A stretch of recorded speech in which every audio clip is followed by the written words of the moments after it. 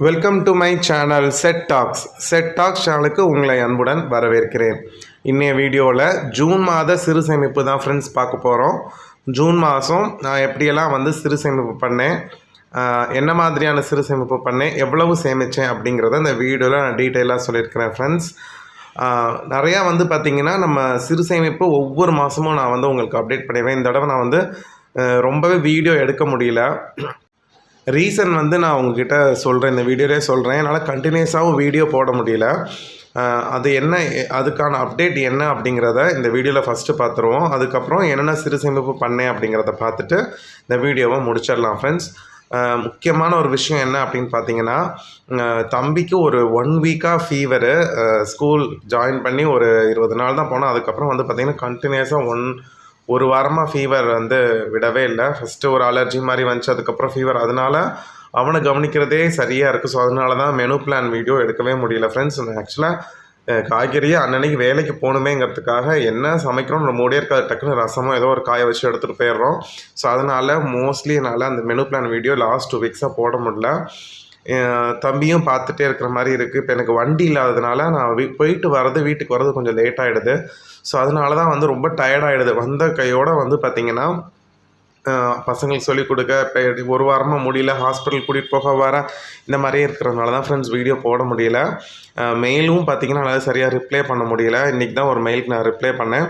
அதே மாதிரி கமெண்ட்டும் கொஞ்சம் லேட்டாக தான் ரிப்ளை பண்ணியிருப்பேன். ஸோ இந்த காரணங்களால் தான் வந்து இன்னும் ரெகுலர் லைஃபுக்கே நான் வரல. மோஸ்ட்லி இவங்களே பார்த்துட்டு வேலைக்கு போயிட்டு வர மாதிரியாக சுச்சுவேஷன் இருக்கிறதுனால தான். இப்போ வாங்க ஃப்ரெண்ட்ஸ், நம்ம இப்போ வீடியோக்குள்ளே போயிடலாம். First money savings challenge. இதில் வந்து பார்த்திங்கன்னா இந்த சகப்பு உண்டியல் உங்களுக்கே தெரியும். ஒவ்வொரு செலவு செய்யும் பொழுதும் ஒரு சிறு தொகையை இதில் சேமிச்சுட்டு அந்த செலவை செய்யக்கூடிய அந்த சேமிப்பு தான் ஃபஸ்ட்டு நான் எப்போதுமே பண்ணுவேன் ரெகுலராக.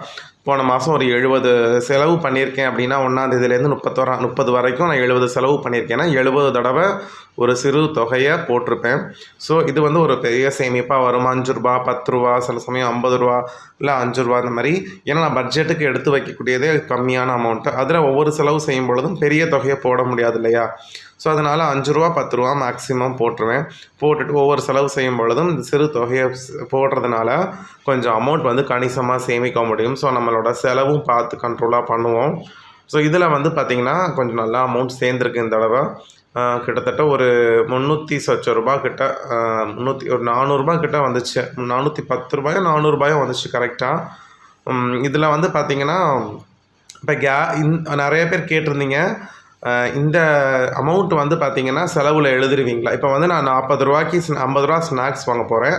10 ரூபா அதில் போட்டுட்டு மிச்சம் 40 ரூபாய்க்கு நான் ஸ்நாக்ஸ் வாங்கிட்டேன் அப்படின்னா 40 ரூபா தான் எழுதுவீங்களா, 50 ரூபா எழுதுவீங்களான்னு கேட்டாங்க. நான் கணக்கு 50 தான் எழுதுவேன். அதை நான் செலவு பண்ணதான் நான் செலவு கணக்கில் எழுதிட்டு 10 ரூபாயை சேமிக்கிறேன், 40 ரூபாய்க்கு ஸ்நாக்ஸ் வாங்குகிறேன். அதனால் இது வந்து செலவு கணக்கில் தான் வந்து அந்த நோட்டில் நான் எழுதியிருப்பேன். சேமிப்பு கணக்கில் அதை கண்டிப்பாக எழுத மாட்டேன். அதுதான் வந்து ஒவ்வொரு செலவு செய்யும் பொழுதும் ஒரு சிறு தொகையை சேமிக்கிறது அதுக்கான அர்த்தமாக இருக்கும். ஸோ இந்த மாதிரி இது நிறைய பேர் நிறைய டவுட் கேட்டிருந்தீங்க லாஸ்ட்டு, அதனால தான் நான் சொல்கிறேன். ஸோ இந்த மணி சேவிங்ஸ் சேலஞ்ச் மூலமாக சேமித்த தொகை இவ்வளோ தான் ஃப்ரெண்ட்ஸ். கரெக்டாக 410 ரூபா கிட்ட இருந்துச்சு. அதுக்கப்புறம் வந்து பார்த்திங்கன்னா புது ரூபாய் நோட்டு சேமிப்பு வந்து இந்த தடவை பண்ண முடியல. ஏன்னா அந்தளவுக்கு பெருசாக புது நோட்டு வரல. மெயினாக இது தான் வந்து பண்ணியிருந்தேன். இதை நீங்களுமே ஃபாலோ பண்ணி பாருங்கள் ஃப்ரெண்ட்ஸ். ஒவ்வொரு செலவு செய்யும்போது ஒரு சிறு தொகை 5 ரூபா கூட நீங்கள் மினிமம் வச்சுக்கோங்க. ஒரு 100 செலவு பண்ணிங்க அப்படின்னா 500 ரூபா சேர்ந்துடும். ஒவ்வொரு செலவு செய்யும்பொழுதும் 5 ரூபா போடுங்க. இந்த மாதிரி மினிமமாக நீங்கள் போடுங்க. அப்போ நீங்கள் 80 செலவு செஞ்சீங்கன்னா 400 ரூபா ஏதோ ஒரு சின்ன தொகை வந்து வரும். இது ஒரு சிறு சேமிப்பு தான். இப்போ நிறைய சப்ஸ்கிரைபர் வந்து நீங்கள் வந்திருக்கீங்க புதுசாக. ஸோ அவங்களுக்காக நான் ரிப்பீட் பண்ணுறேன். நம்ம பழைய சப்ஸ்கிரைபர் எல்லாருக்குமே தெரியும். நிறைய பேர் நம்ம வந்து இந்த சேவிங்ஸ் சேலஞ்ச் ஒவ்வொரு மாதமும் செஞ்சுட்டு எவ்வளோ சேமிச்சிருக்கேன்னு ஒரு வீடியோ போடுவேன். அப்போ நீங்களும் நான் இந்த மாதம் இவ்வளோ சேமிச்சிருக்கேன்னு சொல்லிவிட்டு நம்ம வீடியோ நீங்களும் கமெண்ட் பண்ணுவீங்க. ஸோ அந்த மாதிரி முன்னாடி பண்ணிகிட்ருப்போம். இப்போ புதுசாக வரவங்களுக்கு தான் இந்த எக்ஸ்ப்ளனேஷன் நான் மறுபடியும் தரேன் ஃப்ரெண்ட்ஸ். ஸோ நெக்ஸ்ட்டு சேவிங்ஸ் வந்து பார்த்திங்கன்னா சில்லறை காசுகள் சேமிப்பு. இதுவுமே வந்து பார்த்திங்கன்னா சில்லறை காசுகள் சேமிப்பு 1 ரூபா, 2 ரூபா, 5 ரூபா இந்த 3 in 1 கண்டெய்னரில் சேமிச்சுட்டு வரேன். இந்த மாதம் கொஞ்சம் கம்மியாக தான் சேர்ந்துருச்சு. ஏன்னா நம்ம சில்லறை காசுலாம் வந்து பாலுக்கு தேவைப்படும்னு சொல்லிட்டு அப்பப்போ எடுக்கிறது. அதனால் இதுலேயுமே ஒவ்வொரு நாளோட எண்டுலையும் என்னோடய பர்ஸில் இருக்கக்கூடிய சில்லறை காசுகள் எல்லாத்தையுமே இந்த 3 in 1 பாக்ஸில் போட்டுருவேன். நீங்கள் வந்து உங்கள் வீட்டில் சின்ன பிள்ளைங்க இருந்தாங்கன்னா உங்கள் சின்ன பிள்ளைங்களுக்கு இந்த சேமிப்பை நீங்கள் சொல்லிக் கொடுக்கலாம். அவங்கக்கிட்ட நீங்கள் அப்பாவட்டையோ அம்மாட்டையோ வந்து கேளு, ஒவ்வொரு நாள் எண்ட்லேயும் சில்லறை காசுகள் என்ன இருக்கோ அதை கொடுங்கன்னு சொல்லி கேட்டால் அவங்க அழகாக கேட்டு நம்ம மறந்தால் கூட அவங்க இதை ப்ராப்பராக செஞ்சுருவாங்க. இதை நான் கவுண்ட் பண்ணப்போ வந்து பார்த்திங்கன்னா கிட்டத்தட்ட ஒரு 100 ரூபா கிட்ட இருந்துச்சு. கொஞ்சம் சில்லறை காசுகள் வந்து நான் பார்த்தீங்கன்னா பால் வாங்குறதுக்கு சேஞ்ச் தரணுன்ட்டு கொஞ்சம் எடுத்து வச்சுட்டேன். 100 சொச்ச ரூபா கிட்ட இருந்துச்சு. நான் வந்து அந்த சொச்ச காசை வந்து பார்த்திங்கன்னா பால் சில்லறைக்கு போட்டுட்டு 100 ரூபா ரவுண்டாக இருக்கட்டும் அப்படின்னு சொல்லிட்டு 100 ரூபாயை மாற்றி இதை வச்சுக்கிட்டேன். ஆக்சுவலி நிறைய பேர் கேட்குறீங்க சில்லறை காசுகளை எங்கே மாற்றுவீங்கன்னு. எல்லா கடைகளையுமே வாங்கிப்பாங்க. மெடிக்கலாக இருக்கட்டும், மளிகை கடையாக இருக்கட்டும், பால் கடையாக இருக்கட்டும். ஸோ இந்த மாதிரி எந்த ஷாப்பில் நீங்கள் கொடுத்தாலும் சில்லறை காசுகள் வாங்கிப்பாங்க. மெயினாக 1 ரூபா அப்படிலாம் பார்த்திங்கன்னா நிறைய பேர் கேட்டுக்கிட்டே இருப்பாங்க. ஸோ மொத்தமாக வந்து பார்த்திங்கன்னா சில்லறை காசுகள் சேமிப்பு ப்ளஸ் இந்த மணி சேவிங்ஸ் சேலஞ்சில் சேர்த்தது ஃபுல்லாக நான் ரவுண்டாக 500 ரூபாயாக வச்சுட்டேன் ஃப்ரெண்ட்ஸ். 500 ரூபா நோட்டாக வாங்கி இந்த சேவிங்ஸ் பேக்கில் வச்சுட்டேன். எப்போதுமே நான் வந்து பார்த்திங்கன்னா 10 ரூபா, 20 ரூபா, 50 ரூபாலாம் தனித்தனியாக கலர்ஃபுல் சேவிங்ஸாக நான் சேமிப்பேன். ஸோ இந்த மாதம் வந்து எனக்கு பஸ்ஸுக்கு சில்லறை தேவைப்பட்டதுனால 500 ரூபாயா முழு நோட்டாக வச்சுட்டு மிச்சத்தெல்லாம் அப்படி சில்லறைக்கு எடுத்துட்டேன். ஸோ இது ஒரு சேமிப்பு பண்ணேன். அப்புறம் வந்து நான் லாஸ்ட் மந்த் வந்து உங்கள்கிட்ட போட்டிருந்தேன், நியூவாக ஒரு சேவிங்ஸ் ஸ்டார்ட் பண்ணியிருக்கேன். இந்த நீல பர்ஸில் ஒவ்வொரு மாதமும் 500 ரூபா நான் எடுத்து வைக்கிறேன் அப்படின்னு சொல்லிட்டு. ஸோ அந்த சேமிப்பும் போன மாதத்துக்கான 500 ரூபா எடுத்து வச்சுட்டேன். ஸோ வீடியோ ஆல்ரெடி போட்டாச்சு, இருந்தாலும் அப்டேட்டாக இதில் கொடுத்துட்றேன். அப்புறம் இந்த குட்டி பர்ஸில் பஸ்ஸுக்கு செலவு காசு போக மிச்சம் சேமிக்கிறது. அதாவது இப்போ 50 ரூபா டிக்கெட் வாங்குகிற இடத்துல 40 ரூபா டிக்கெட் பஸ்ஸில் போகிறேன் அப்படின்னா அதில் ஒரு 10 ரூபா சேமிக்கிறோம். அந்த மாதிரி சேமிப்பெல்லாம் அந்த குட்டி பர்ஸில் வச்சுருக்கேன். இது வந்து நான் எவ்வளோன்ட்டு இது வரைக்கும் கவுண்ட் பண்ணலை. அதனால் இந்த குட்டி பர்ஸில் எப்போதுமே அவ்வளோ தான் இருக்கும். ப்ளஸ் இந்த பர்ஸில் போன மாதத்துக்கான 500 ரூபா எடுத்து வச்சுட்டு இந்த மாதத்துக்கான அப்டேட்டை நெக்ஸ்ட் மந்த் தரேன். அப்புறம் ஃபினான்ஷியல் ஸ்கேனிங் பார்த்துருப்பீங்க. பட்ஜெட் பேக்லேருந்து ஒரு 2800 ரூபா சேமிச்சது.